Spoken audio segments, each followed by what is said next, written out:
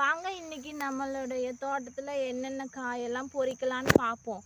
பாருங்க, பீக்கங்காய் நல்லா முத்தி இருக்குங்க. இந்த பொறிச்சுக்கலாம். இன்னைக்கு சண்டேவும் அதுவுமா எங்கள் ஊர் சைடெல்லாம் இன்னைக்கு சந்தைங்க. சந்தைக்கே போக வேண்டியதில்லை. இங்கே பாருங்கள், இங்கே ஒரு பொல்லங்க ஒன்று விட்டுருக்கு.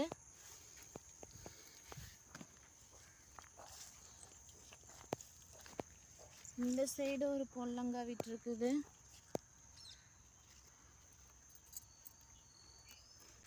பாருங்க, அரசாணிக்காய் ஒன்று இருக்குங்க.